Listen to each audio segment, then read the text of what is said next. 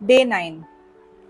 श्रीराम ओम नमो जी गणनायका सर्वसिद्धी फलदायका अज्ञान भ्रांती छेदका बोधरूपा आता वंदीन वेद माता श्री शारदा ब्रह्मसुता शब्दमूळ वागदेवता महामाया आता सद्गुरु वर्णवेना जेथे माया स्पर्शो सकेना ते स्वरूप मज अज्ञाना काय कळे आता वंदीन सज्जन जे परमार्थाचे अधिष्ठान जयाचे गुह्य ज्ञान प्रगटे जनी आता वंदू श्रोते जन भक्त ज्ञानी संत सज्जन विरक्त योगी गुणसंपन्न सत्यवादी आता वंदू कवीश्वर जे शब्द सृष्टीचे ईश्वर ना तरी हे परमेश्वर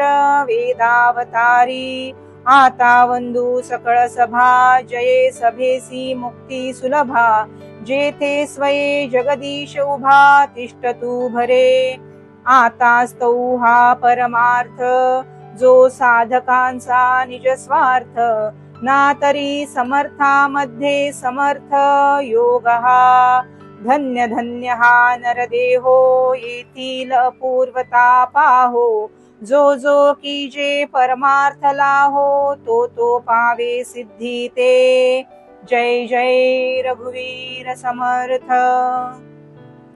समर्थ स्तुती.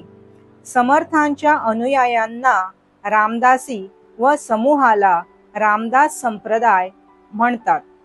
शिवाय दीर्घ यात्रेत भारतखंडातील अनेक साधू सज्जन संत महंत ज्ञानी महाज्ञानी योगी महायोगी ज्येष्ठ श्रेष्ठ महामानवांशी समर्थांचा समागम निश्चितच झाला.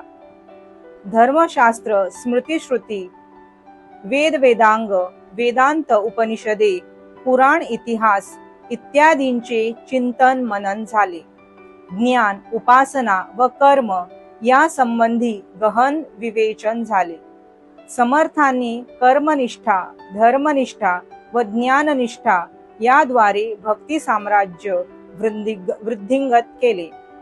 श्रीराम. दासबोध विचार.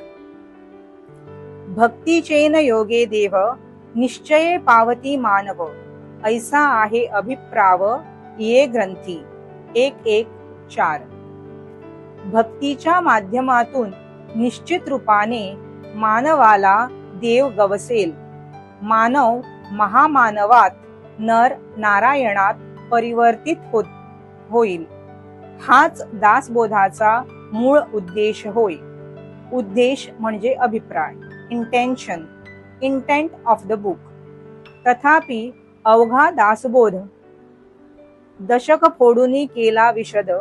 जे दशकीचे अनुवाद ते दशकी बोलिला. 1:1:14. प्रश्नमंजुषा. कालची उत्तरे. समर्थांनी देशात 1100 मठांची स्थापना केली. भक्ती हा मनुष्य जीवनाचा गाभा आहे. श्रीमद भगवद्गीता धृतराष्ट्राच्या प्रश्नाने सुरू होते. आजचे प्रश्न. समर्थांच्या अनुयायींना काय म्हणतात? दासबोधाचा मूळ उद्देश काय आहे? श्रीमद भगवद्गीतेत धृतराष्ट्राने किती वेळा प्रश्न विचारले? शुकासारिखे पूर्ण वैराग्य ज्याचे वशिष्ठा परी ज्ञान योगेश्वराचे कवी वाल्मिका सारिखा मान्य ऐसा नमस्कार माझा सद्गुरु रामदासा. जय जय रघुवीर समर्थ.